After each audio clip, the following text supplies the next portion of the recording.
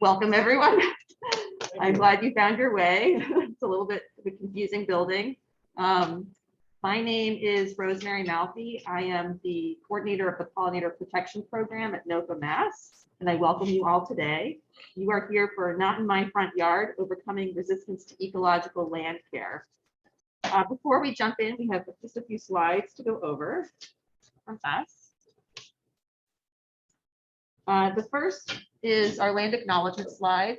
We just want to acknowledge that we're presenting this conference on land that was occupied by the Nipmuc people prior to European colonization. And if you want to learn more about the folks who have ancestrally lived on your land, there's a link at the bottom there that you can visit.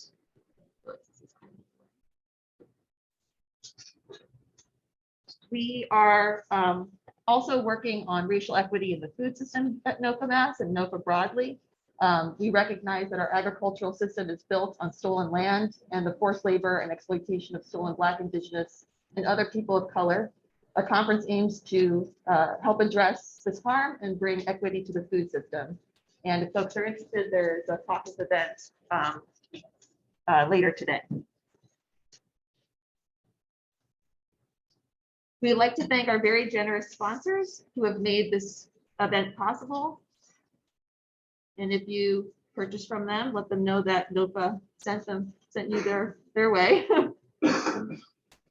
And of course, we have a really great auction with some awesome items. So if you head over to our auction page, we encourage you to bid and to bid often on those really great products. All right, with that, I'm going to stop screen sharing.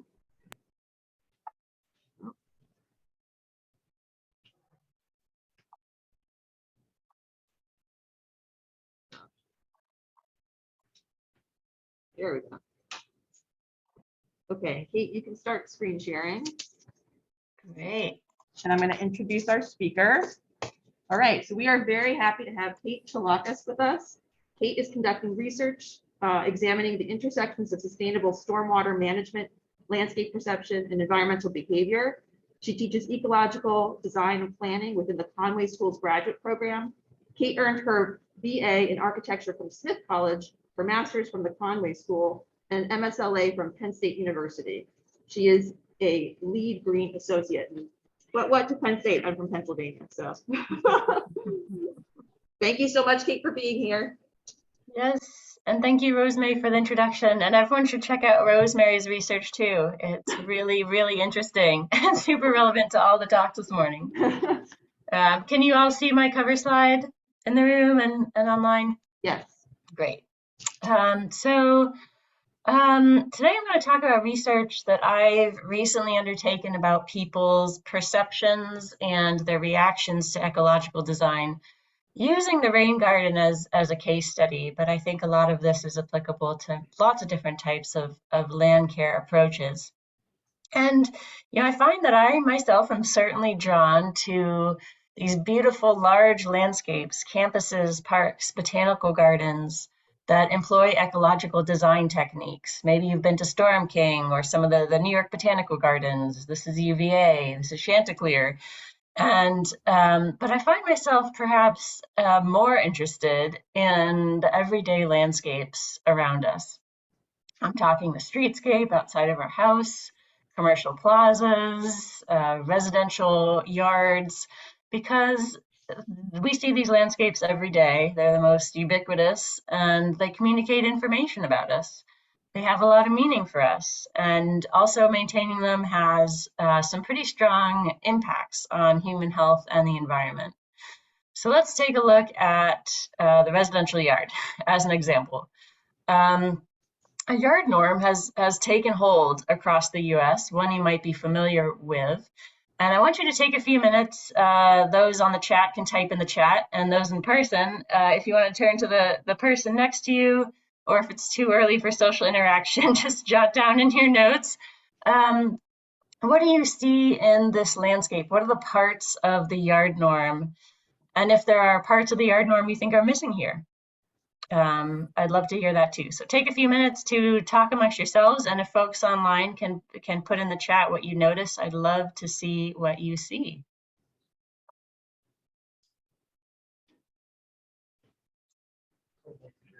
At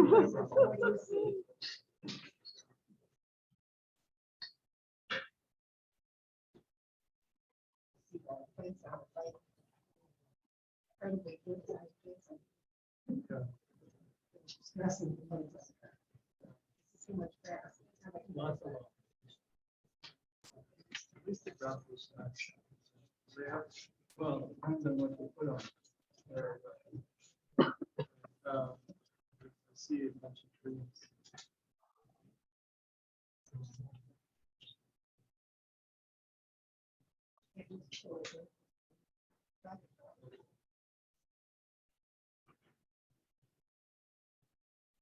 So online, some folks have said too much lawn, and they've noted the solar panels, traditional foundation plants for sure, lots of driveway paving, All no trees, house, water, one area.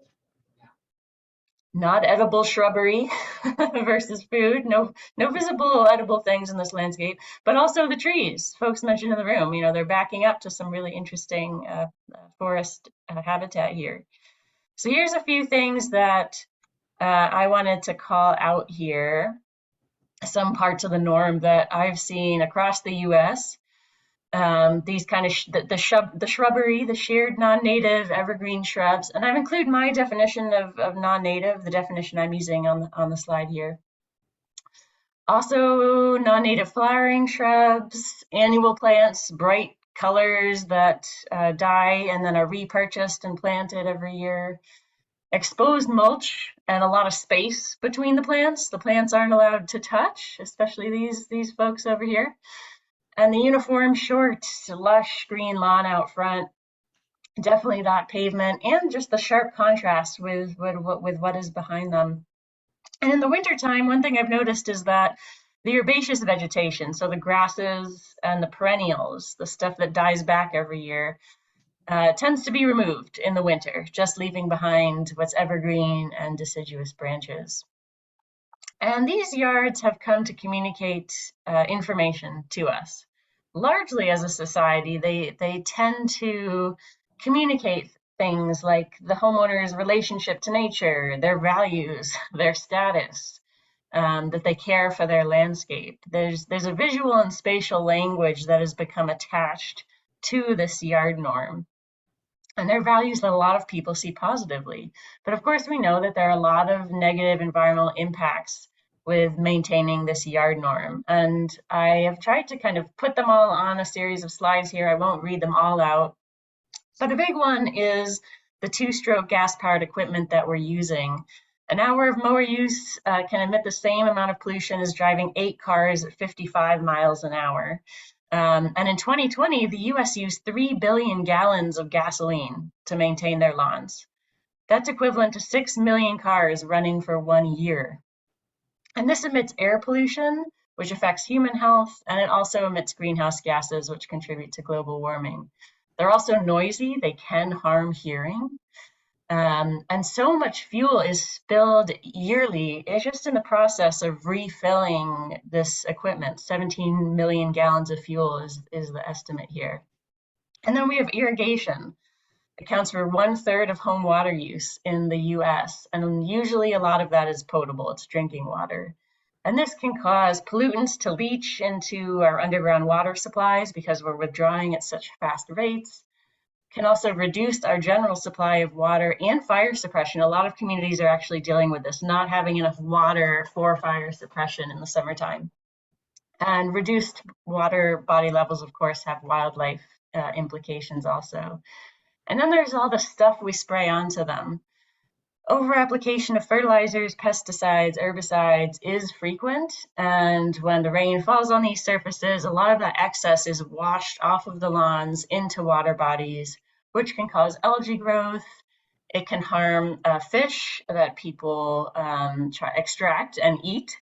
It can also affect our ability to swim in these spaces and use them for other recreation, can make our pets sick. And then there's direct exposure, which can cause vomiting, respiratory issues, and a lot of research now coming out about potential carcinogenic connections, actually supplying evidence for that. Then we have annual plants, producing them, disposing them consumes energy. That releases greenhouse gases. And non-native plants in general have significantly less wildlife value than native plants.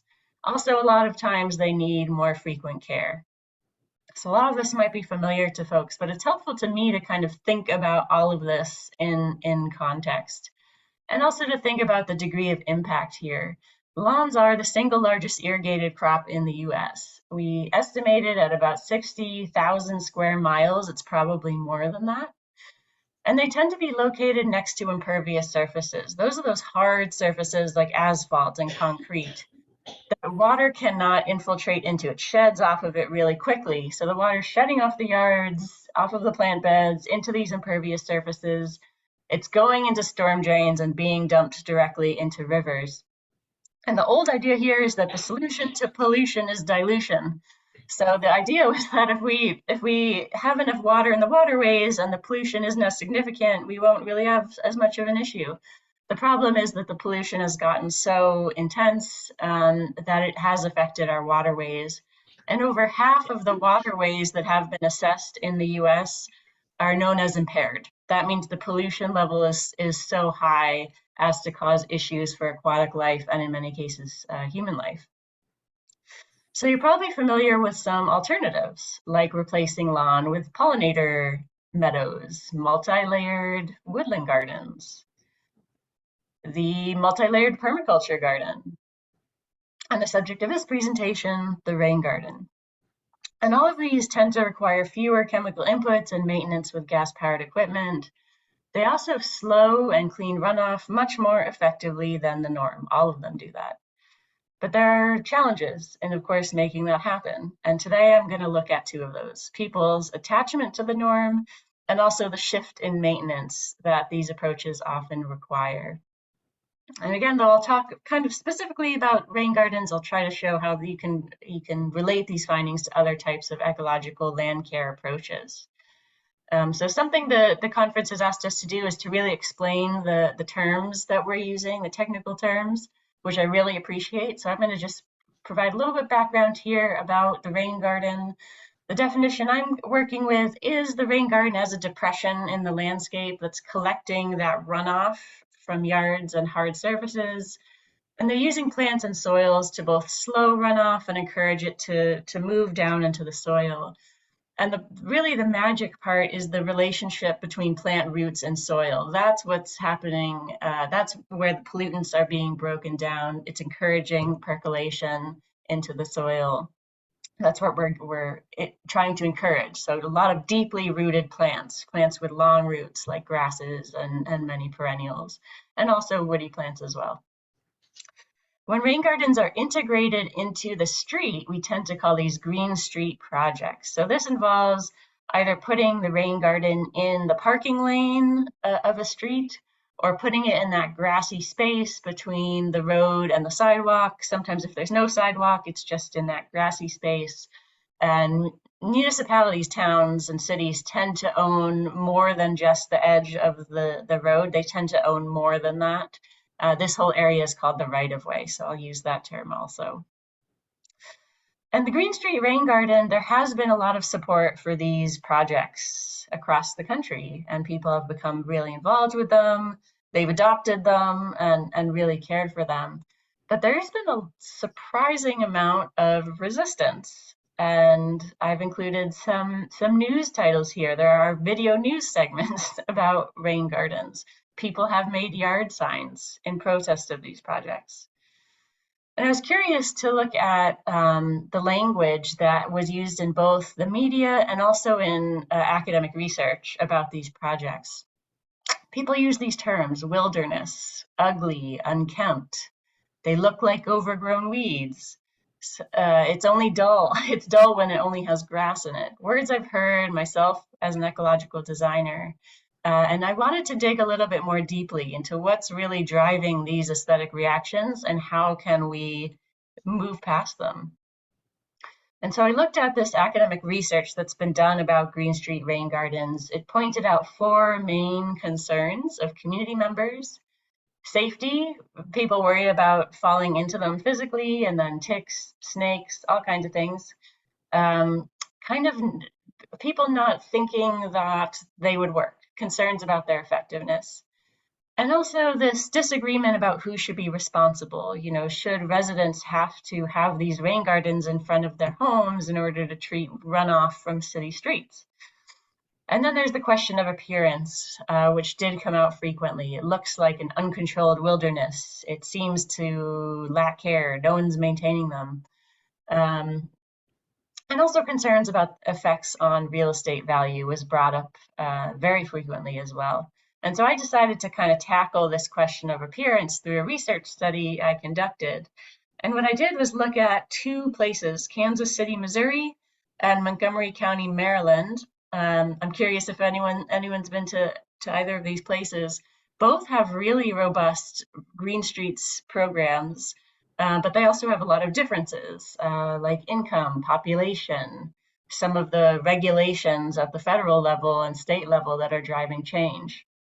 But they've had these programs in place for about the same amount of time, and they are pretty widespread. So I wanted to see, would the data that I get be consistent across two very different areas? And my process was talking to two groups of people. One is the people who work for local governments, so for the city or for the county, managing these green streets projects. And the other are the design consultants hired to create the plans for the green street projects. And I talked to these people because they have been involved with multiple projects over a decade, and they've encountered the public in many instances. They get the phone calls, they're at the community meetings. And I asked them essentially two questions. How do the visual components, the specific parts and the qualities of the rain garden match up with either a positive or negative public response? And then how did they change over time and why?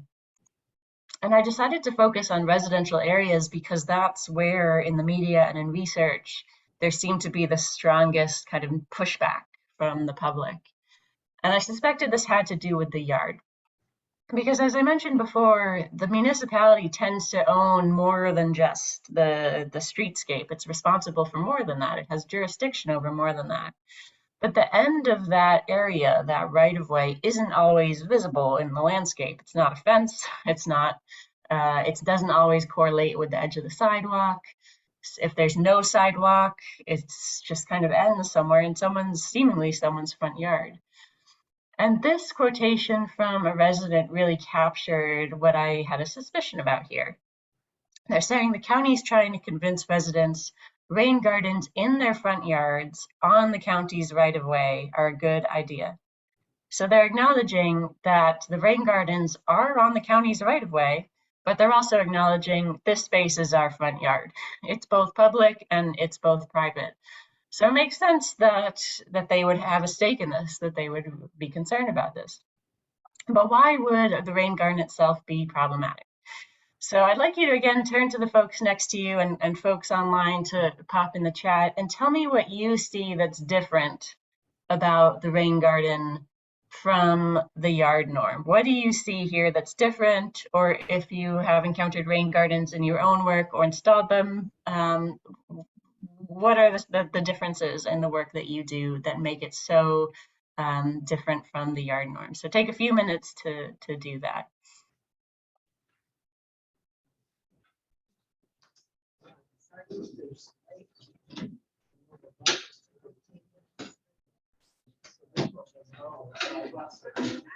Yes.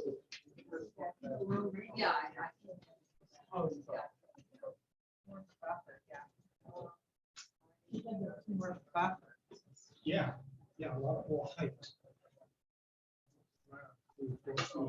Sort of wall of vegetation in the yard.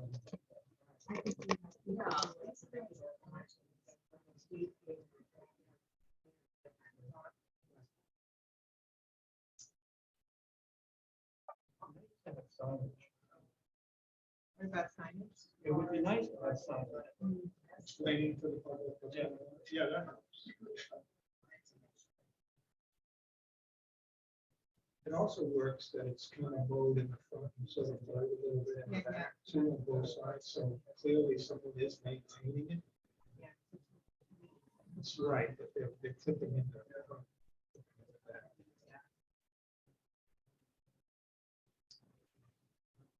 So a few things that folks have noticed online. And then get trim that top of that function, see things like that. Yeah. Also, it'd be nice to have. Yeah. Right, that's a good start.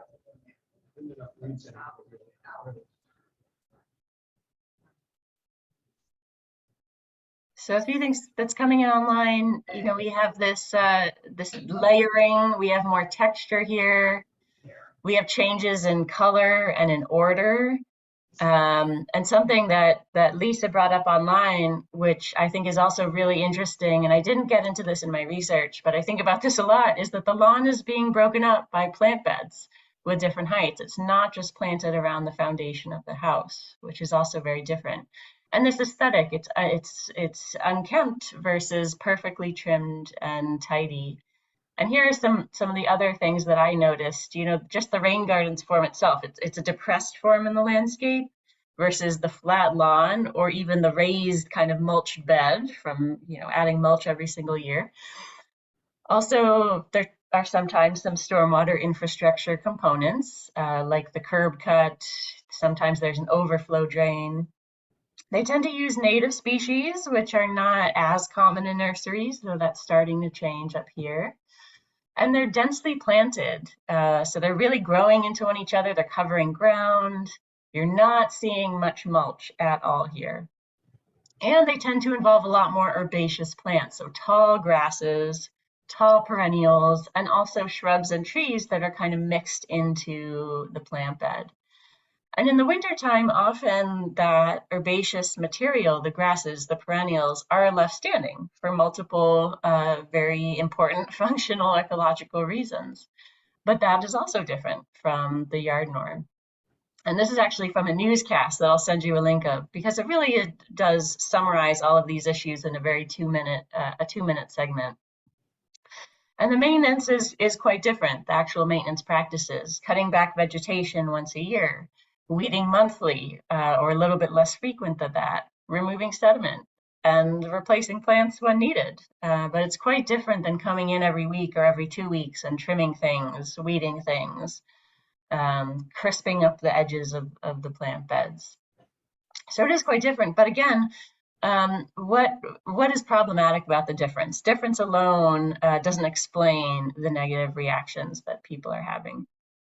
So let's take a look at what the survey says. So the feedback that I got from these interviews, I divided up into 4 different categories. One is those visual components.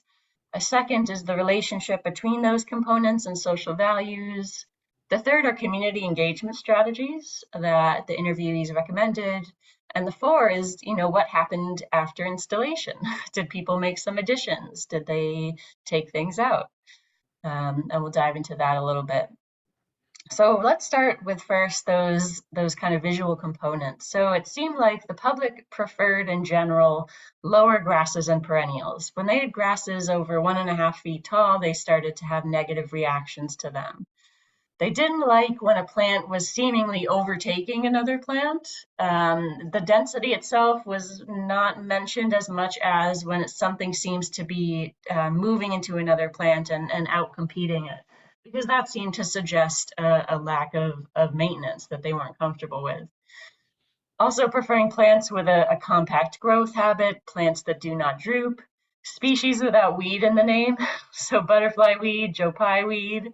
When those common names are used, those ended up being problematic.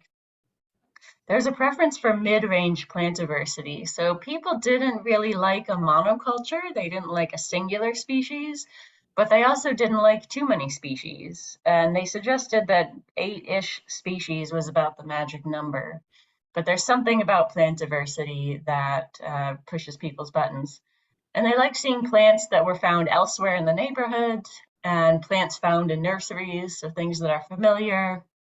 And while they did really like flowers, They didn't like when those flowers became brown seed heads. So strong reaction to kind of the dormant vegetation. They also didn't like when the plant beds contained more than 50% of those taller ornamental grasses. In terms of hardscape, they brought up the importance of having a defined edge at the end of the plant garden. So either having a shoveled edge or using the sidewalk or other hardscape as an edge. They also liked seeing boulders, getting a ledge that's excavated locally, stone walls, signs, art, water features, benches, other types of objects inserted into the rain gardens. They didn't like when the rain garden seemed too infrastructural, when it seemed that that was it had a singular purpose and that purpose was infrastructural. They more so appreciated these other types of amenities. And they also didn't like when the rain gardens were too deep. There's something about the depressed form in the landscape that kind of prompts a negative reaction. They also liked seeing something to look at throughout the year. You know, some of those taller grasses, if they can retain that upright habit, can have a type of stem texture and color that people find interesting. One particular issue that was raised is in early spring, when these gardens have warm season grasses that emerge later in the year, when they have perennials, when you're getting those early spring rains, a lot of that vegetation hasn't emerged yet. And folks had a strong negative reaction to this. They're seeing these more as kind of wet pits than gardens.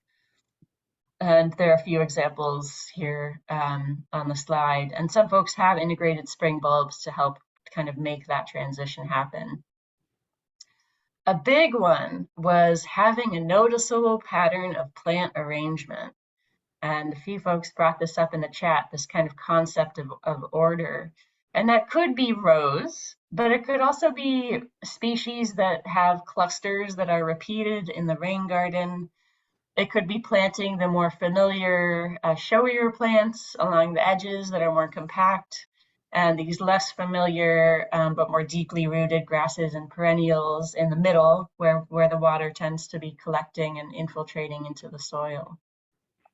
They also said it was important to have a vertical distinction between layers. So not having the herbaceous foliage grow right up into the shrub and grow right up into the tree, having distinction between the two. And this might have to do with kind of our familiarity in the streetscape, being able to see at eye level when you're sitting in a vehicle or walking along the road.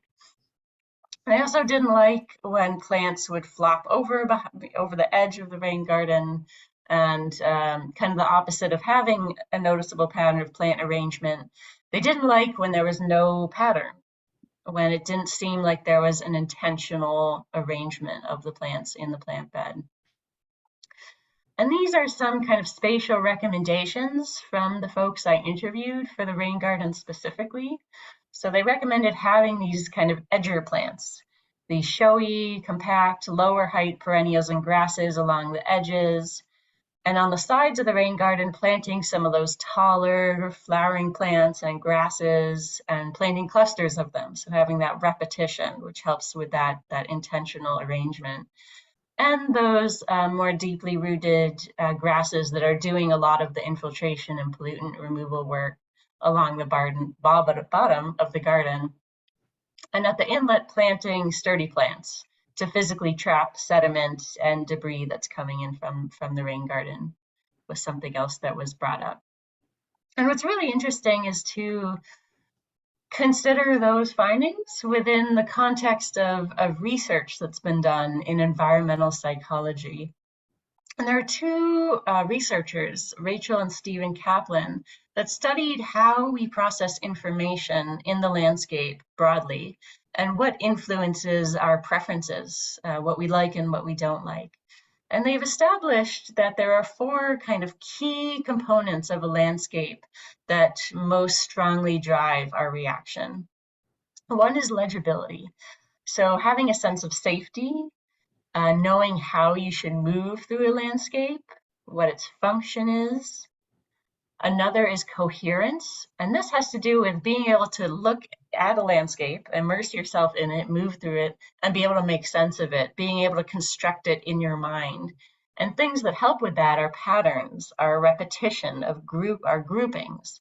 And if something doesn't have those, if it's too complex and there isn't an obvious pattern, it's hard for us to make sense of it and kind of make a mental map in our minds of what this place is. But they also said there are advantages to complexity, that it's very stimulating for people, having that richness, that diversity of texture and color and form. And also mystery, that we can be drawn to what is not familiar, a purpose that's not as obvious, a destination that's slightly concealed from view. Because that comes with it a promise of new information. We could learn something, we could get to somewhere different, and that could be an advantage for us. And a lot of their work is thinking about our evolutionary history as human beings and our current kind of physical form of our bodies. And so thinking about this within the context of the rain garden and other types of ecological land care, for me, the takeaway is, we can be drawn to something that is different as long as we can make sense of it, we can process it, and that promise of new information, that curiosity part can work to our advantage. But the balance of these different components is going to be critical. We heard from the residents with the rain gardens, they want to see patterns, order, familiar plants, explanatory signs, but they also wanted diversity in texture and color. So thinking about that balance. And for me, this prompted another question, and someone in the room was bringing up signs, which I think is really interesting and important. And the question for me is, can knowing how a rain garden works actually change your aesthetic reaction to it? So does knowing a rain garden works in a particular way, it helps with water quality, etc., make you see it as something that's beautiful versus something that's ugly? And there are philosophers that their field is kind of aesthetic philosophy that suggests that yes, that can actually happen, but it's also kind of hard to tease it out. Is your aesthetic reaction really changing, or are you just appreciating it for another reason? Regardless, if you're getting people to increase their appreciation, that seems like a good thing.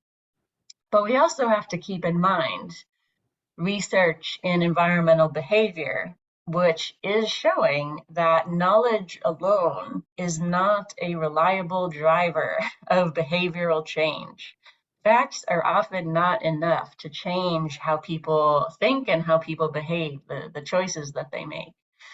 And this research is suggesting that what is more effective than just relying on knowledge alone, it's not discounting sharing knowledge, but it's speaking to the importance of demonstrating how an issue or an object or a decision is going to enhance some other aspect of their everyday life, how it's relevant. And also speaking to other values that they might have. So if they're really interested in birding, if they're really interested in being a good neighbor, trying to use that type of language and appeal to it. And a big one here is curiosity. So sparking curiosity is likely to be more effective than just sharing information and more effective than essentially shaming people. So research has shown that, even people that are presented with the same information and that have the same critical thinking abilities can choose different answers to a question if those answers align with the perspective of their social political group.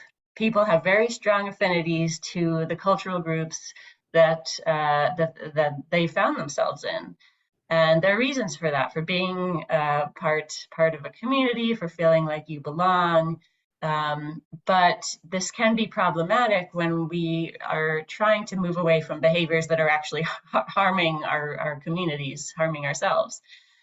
So research has suggested that one way to break through that strong attachment to the opinion of the group might very well be curiosity. So trying to spark a little bit of interest. It's not just about sharing facts, and it's not necessarily about about people not having the critical thinking ability to process information. It's about something different. It's about values and their affinities for being in different types of groups. And so breaking through that with curiosity is kind of the big takeaway for me here. And so I've been on the lookout for signs that really use this approach. And someone mentioned this in the conference app, are examples of signs, which I think is really important.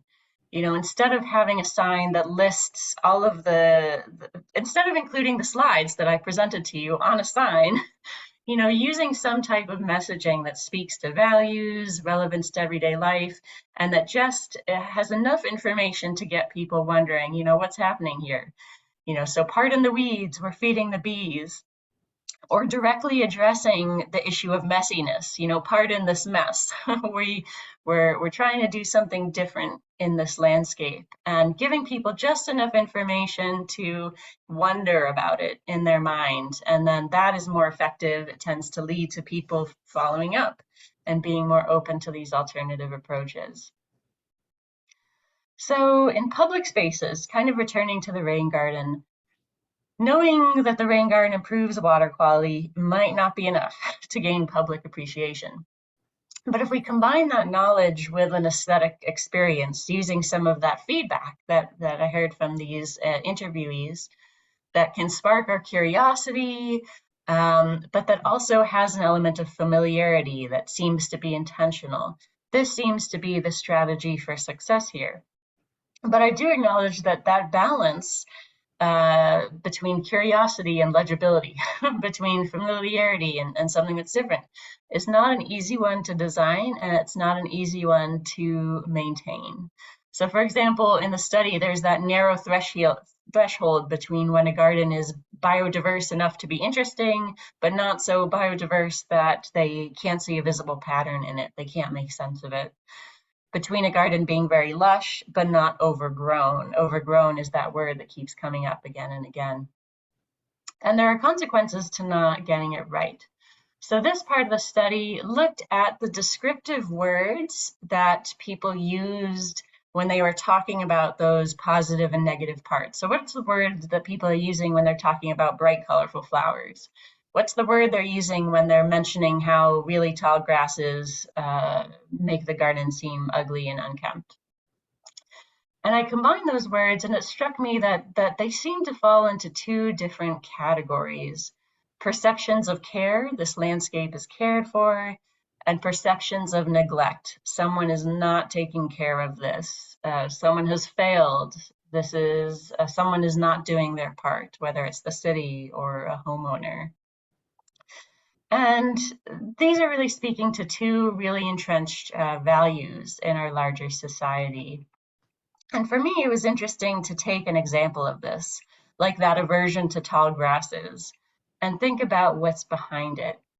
Because tall grasses and kind of the mixed grass, perennial, herbaceous plant community, it's one that we see in nature, you know, and maybe in this more natural context in conservation areas, this kind of early successional plant community might be more acceptable. We might regard it as something pleasant. We see it as nature. In more developed areas, the built environment, that plant community tends to exist on vacant lots. So these are lots that have been abandoned, that are not cared for. And so that's why it's interesting to me that when people were speaking negatively about the rain garden, they weren't saying it's ugly, it's natural. They're saying it's ugly, it's wild.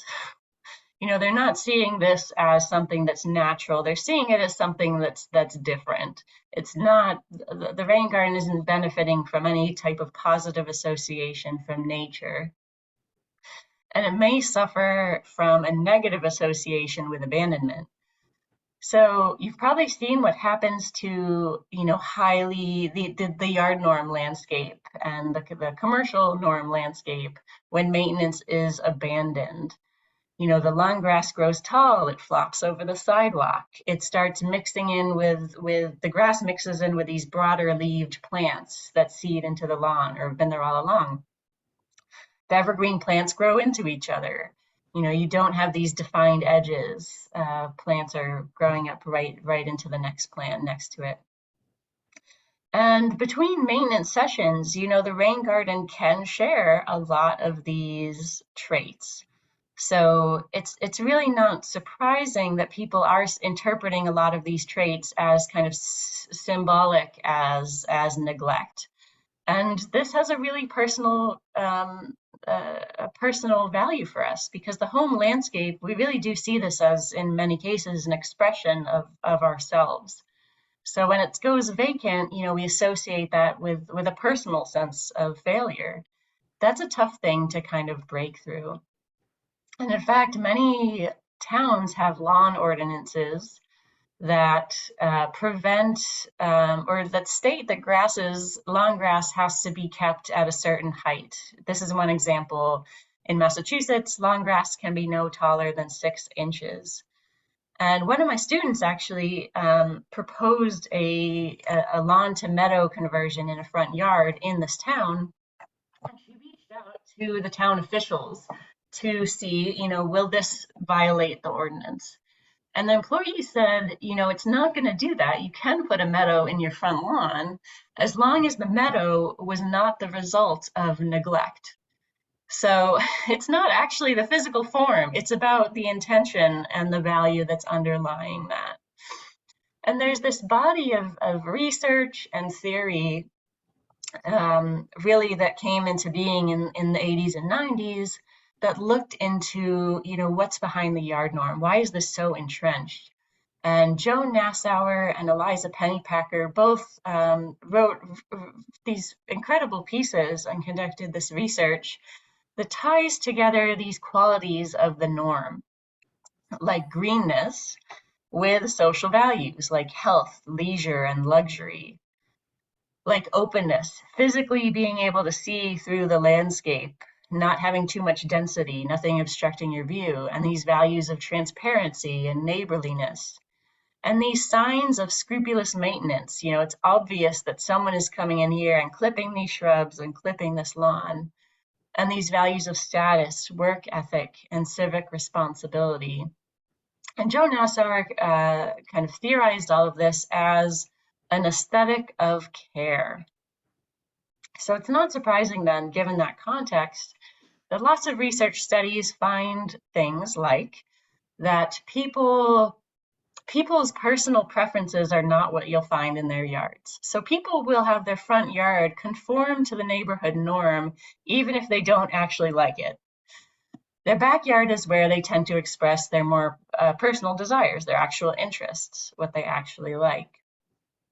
The leading reason people report for maintaining their current landscape is that it fits in well with the neighborhood. That's the leading reason. And studies also show weak relationships between environmental values and the use of environmental landscaping practices. So for example, someone with environmental values, it doesn't statistically use herbicides or fertilizers less than someone who does not have those values. So there's a disconnect here. This kind of attachment to fitting in with the neighborhood is surpassing other values that people might have, and their own interests and their own desires even. So given that correlation, what can we do to suggest care in the landscape without compromising on the ecological function of these alternatives, like growing food in the front yard, like installing a rain garden, installing a meadow, a woodland garden, so forth? And in 1995, Joan Nassauer presented this concept of cues to care. It's using these familiar kind of elements, these signals, to frame the messier components, the ecological components of the landscape. And kind of the traditional example that's used is mowing the edge of a meadow, having a mown edge, on the edge of your property, having a little bit of lawn between the sidewalk and where the meadow begins.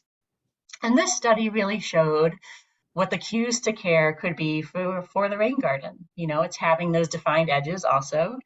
It's having a degree of lushness and diversity in color, but it's also having those distinct vertical layers. It's having those visible patterns of plant arrangement, and having that combination of some familiar plants, familiar forms, with the unfamiliar. And something else Nassauer brought up is that those cues to care are also likely to be specific to the cultural context and the spatial context, the landscape that you're working in.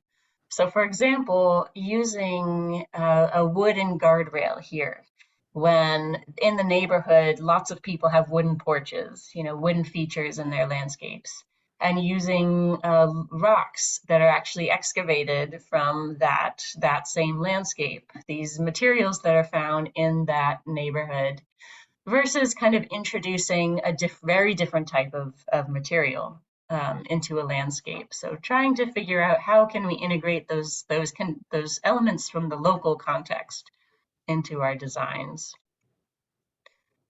So folks I interviewed also mentioned some strategies for community engagement that can increase people's acceptance of these ecological land care approaches.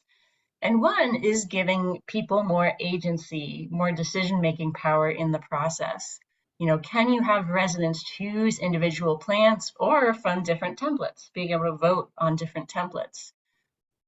Also, how can you integrate other types of benefits into the project? If it's a public project in the streetscape, can you also repair sidewalks? Can you repave people's driveway aprons? Can you add seating and other types of amenities?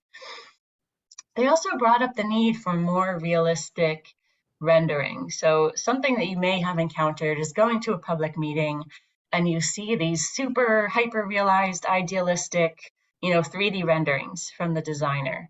And they can be really inspiring and really interesting, but when the rain garden looks very different from those, there ends up being this mismatch and this sense of, you didn't deliver what you promised.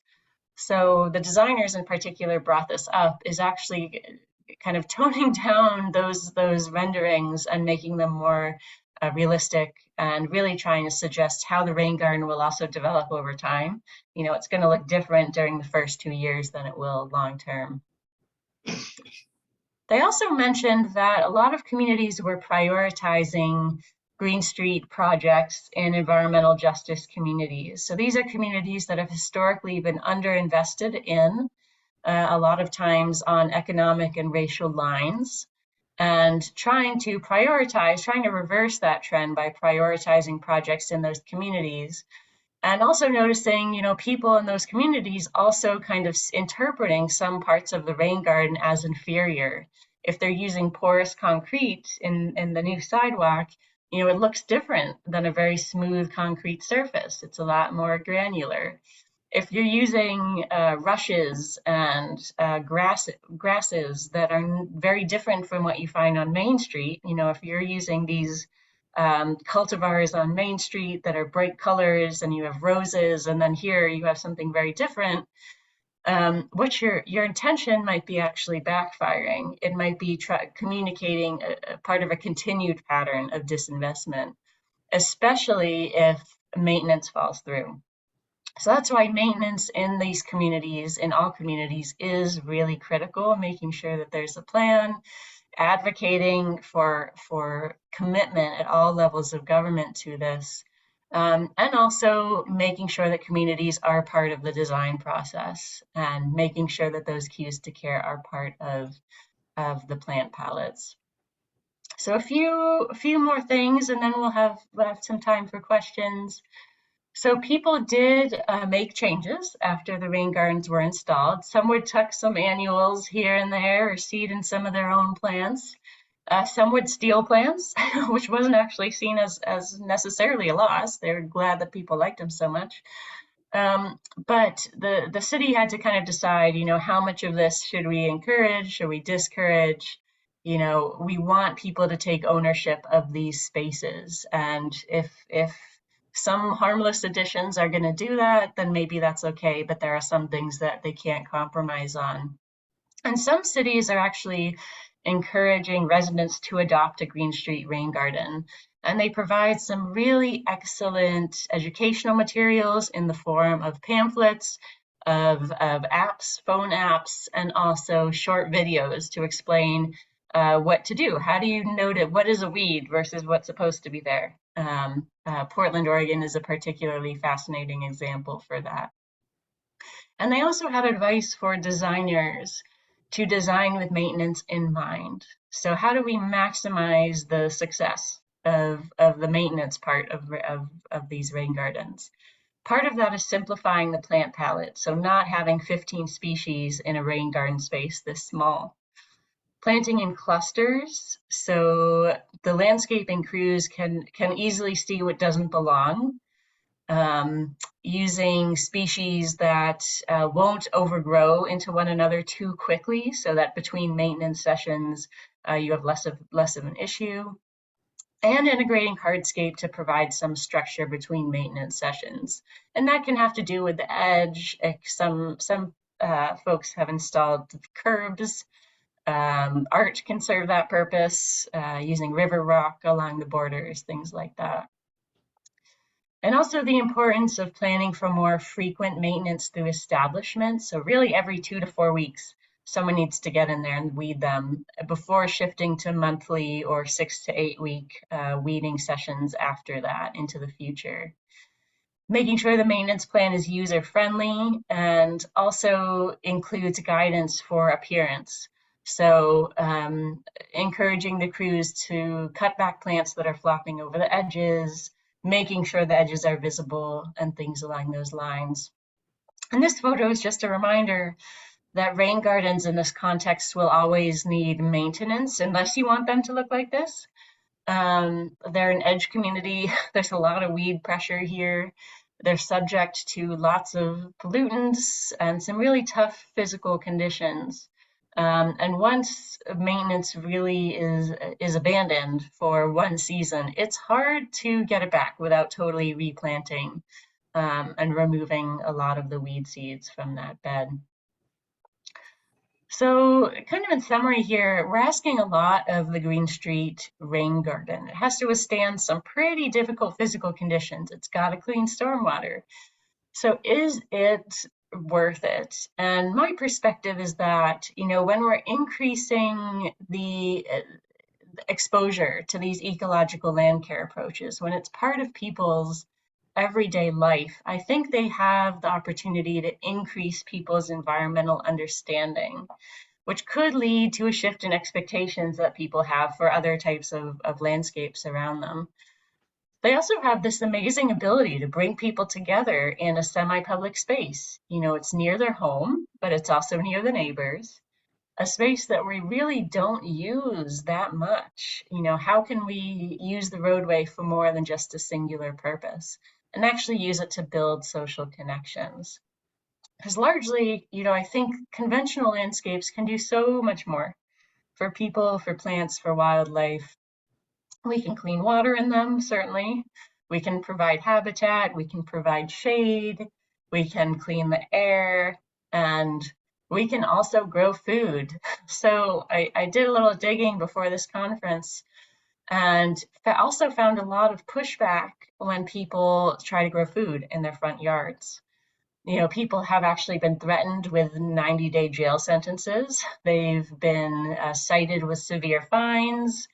A city actually came and dug up someone's front yard, their food plants.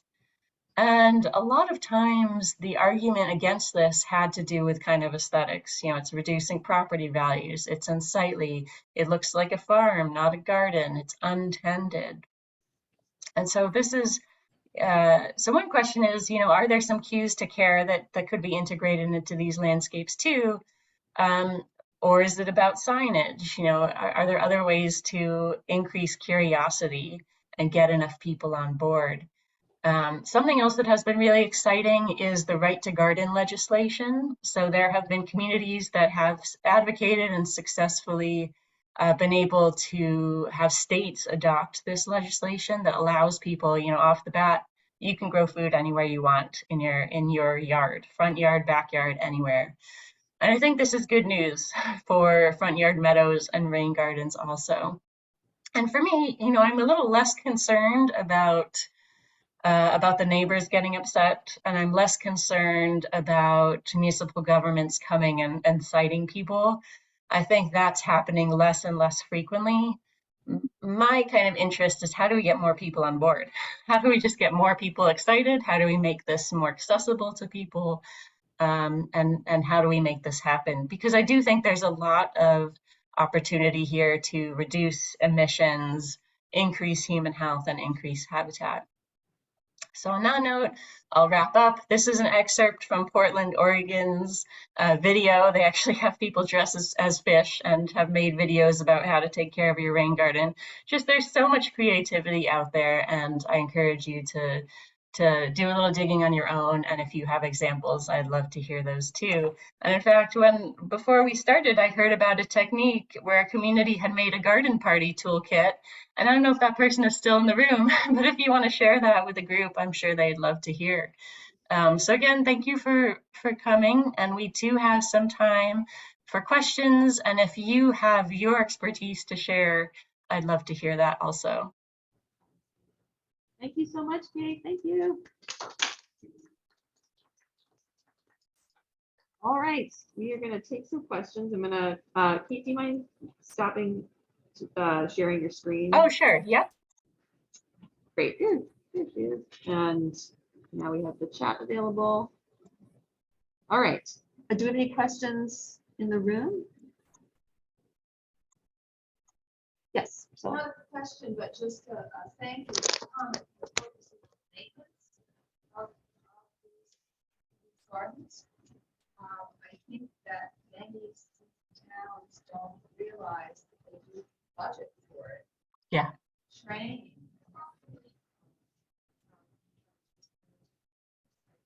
That has to be up front almost before the thing is built. Yeah. And in some communities, our residents who live on that street or in front of it are allowed to take care of it themselves, or people just think, oh, the city will provide. I live in a rural area, so this doesn't. I haven't been in that kind of environment, so I don't really know. It's a little hard for folks to hear online. I'm wondering, Rosemary, could you kind of summarize Yeah, I what know. you heard? Sorry, folks in the room have a question or comment. Maybe just step. I think this is the microphone, so you can step up this way. But Step up there. yeah, no, but you're fine. I mean, the summary is that maintenance is obviously really important, and it's something that needs to be thought of on the front end before these installations ever go in.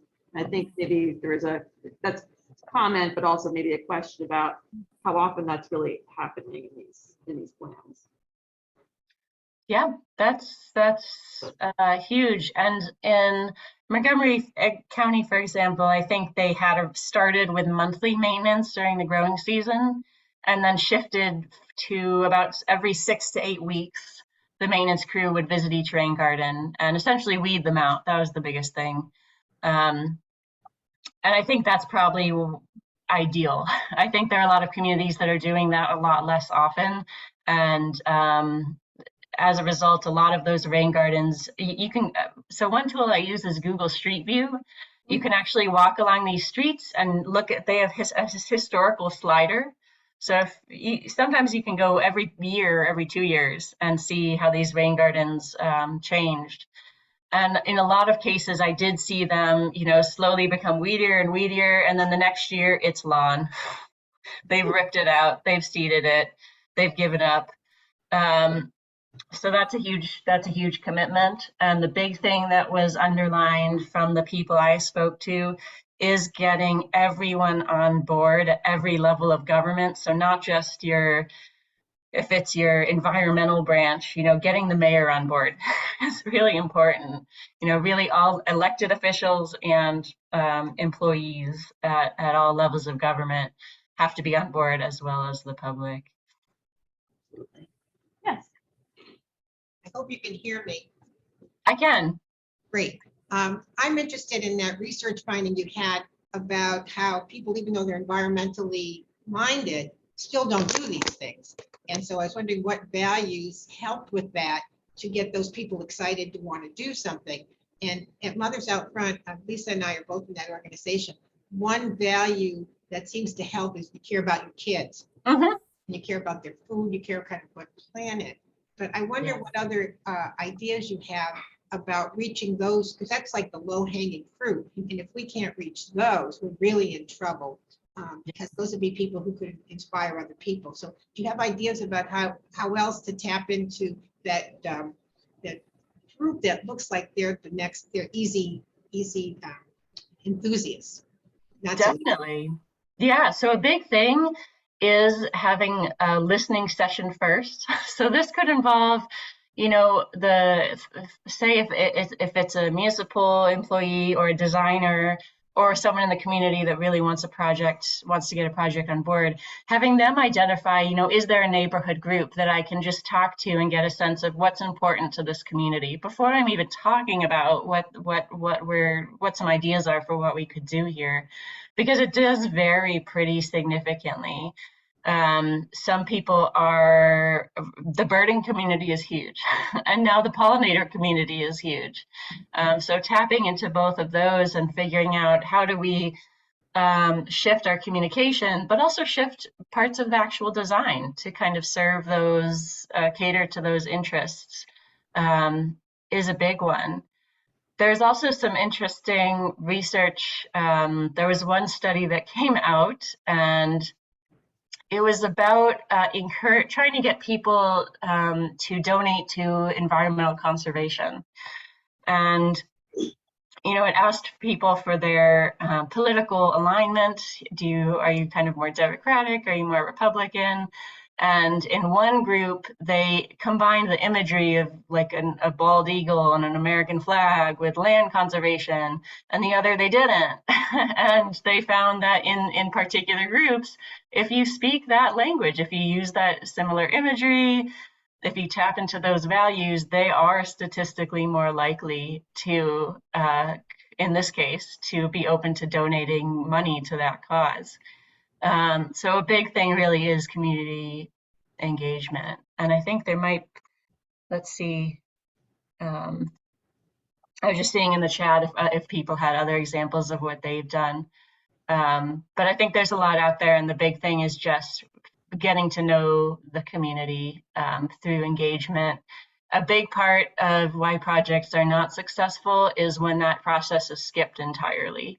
So when the community, it's municipal land, so technically they can go in and do this work. But if they haven't engaged the community at all, it's unlikely that people are going to be on board. And people have sabotaged projects as a result of this. I think we had one question, or maybe two, online. Yes. Hi, Vivian. Vivian says, great presentation. Do you have any successful examples at schools or colleges? Of rain gardens, yes, big time. So my co-presenter, Eliza Pennypacker, she couldn't be here today. She actually wrote a book about this.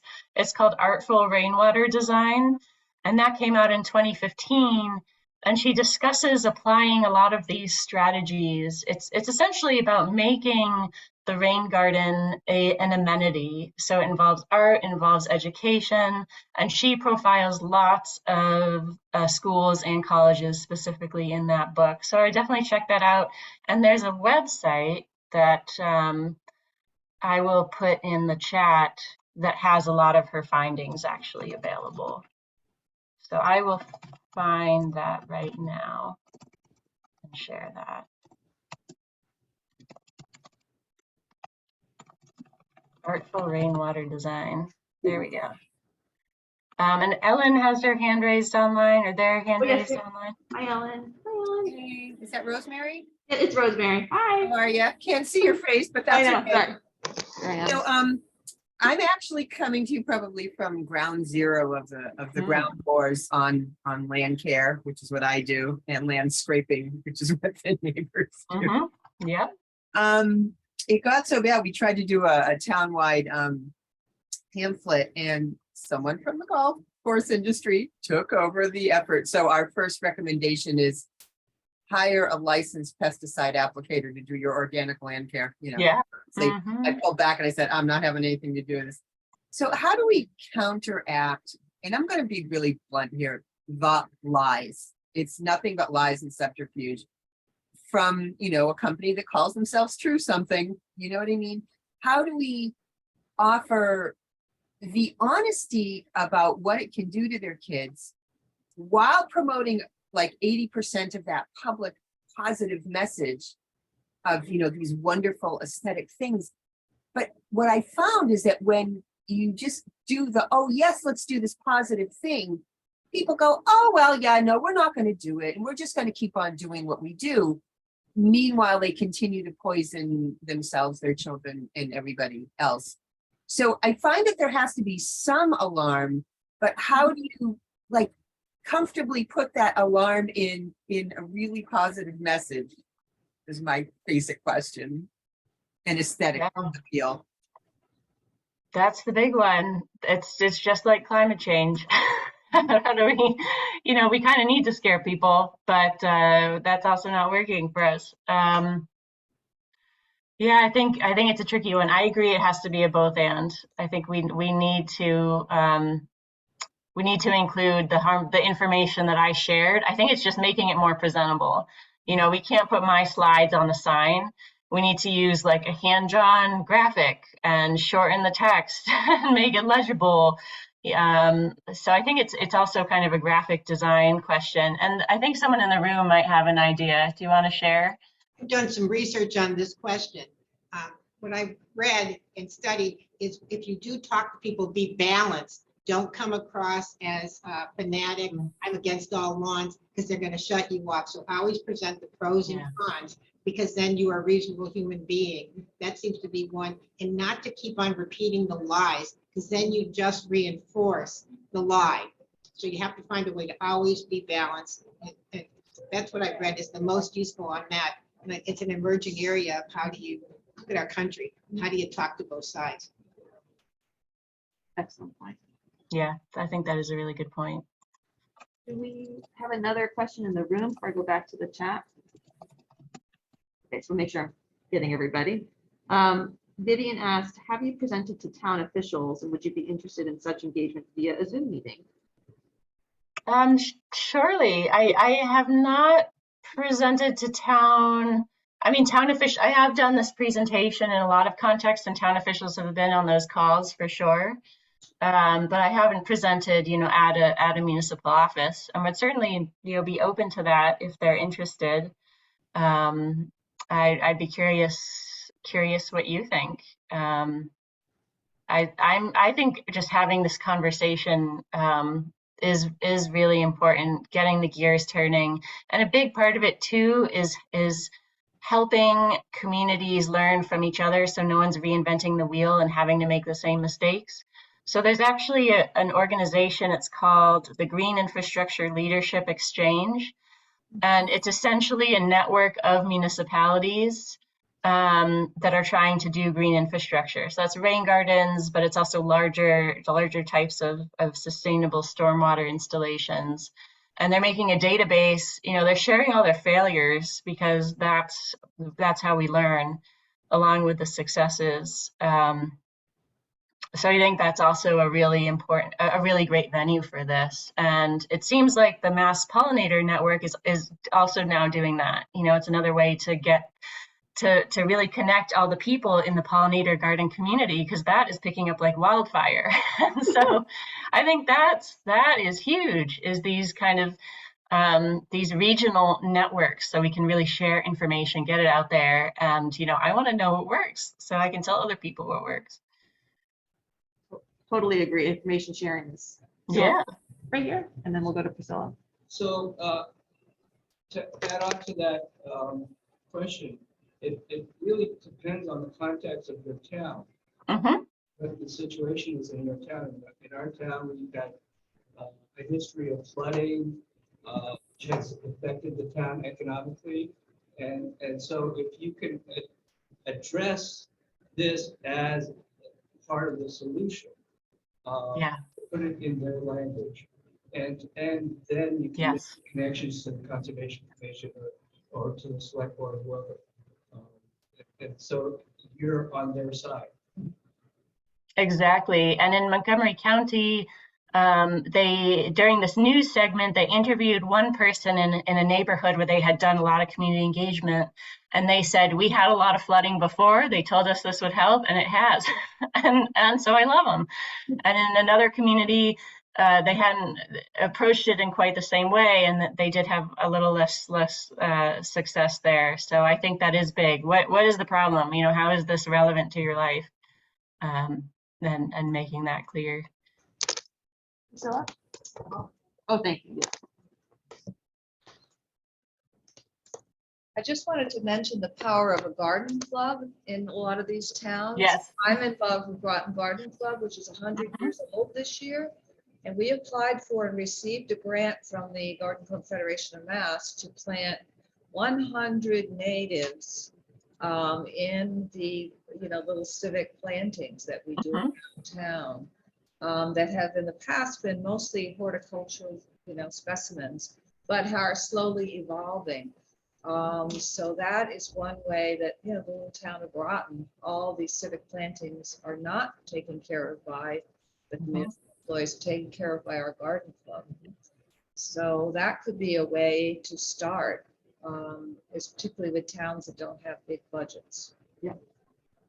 Yeah, I love that. There's in the town I'm in, there's a local initiative called Local Harmony that is working with the Western Mouse Pollinator Group to do that, to plant pollinator gardens in their civic spaces. And they've done incredible work. It's happening. And I think the key part there is the maintenance part. The city is not interested in doing that. So making sure there's a group of people that are committed to taking that on.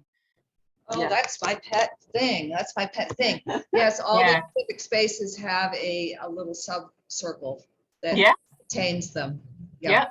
Fabulous. And I love that. we're starting to leave the native plants standing, etc. now, and are thinking more along these lines. Okay, what will die well and look good, carrying over before the spring bulbs come. So I love that. It's evolving. That's great. I take that line. Thank you for sharing. That actually just transitions into a question that I had. Here I am. So you mentioned environmental justice communities. This is something I'm thinking about a lot because, especially in our pollinator network, it tends to be folks who kind of have the resources to be able to devote their time and even their finances to some of these projects, but that's not going to be the case everywhere. And so I had a couple of questions. One is, in those communities, how are these projects being funded? And the maintenance piece, if there's not a garden club, who's been charged with that? I don't know if you have particular examples or if there are sort of broad strokes, talks about that. But. Yeah, in the cities. So I was talking with some pretty large county and cities, and so they hired a crew to take care of these things long term. And in Kansas City, I think they call them the Green Stewards. They've made a program that and have committed funding to it. And a big way they can justify that, they can get that from the city government, is through regulations. So communities who have storm sewer systems really have to change how they're doing things. And green infrastructure, these Green Street rain gardens, are a strategy for doing so. So if they're under regulatory pressure, that definitely helps. And a city with a larger budget, and it's also being fined. A lot of these larger cities are being fined because they're contributing more pollutants. And so they can really justify shifting money in their city budgets in that way, in their county budgets. I think it does get a little trickier in smaller cities and smaller towns. So a big part is advocating for more funding at the state and government level for these types of projects. So we got to do kind of both things. It's like, we can make the grassroots, we can make it happen on the ground, which is also really important. And then I think at the same time, we do have to be advocating for funding at these higher levels of government. Awesome. Thank you for that answer. That's great. Do you have other questions in the in the room? Okay, one more from me. Oh, well, come right back to you, Priscilla. This is a quick one. No, the green infrastructure leadership exchange you mentioned, is that national? What scale does that operate? National? Yep, it's national. Oh, cool. And do they have like a database of the types? They do. Oh, I love Yep. databases. Okay, cool. Yes, it's an internal one, but I think if you're a municipal employee, you can join. They have some parameters about that. There might be some type of a membership fee, Yeah. but it is a national organization, and they do have a database, and they do a conference every year also, I believe. Awesome. So yeah, I'll put them in the chat also. Yeah, I'm so happy to learn about that. Thank you. Okay. Priscilla, did you want to come back up? No. I know, sorry. Okay. Has anyone compiled a list of the successful plants in these rain gardens?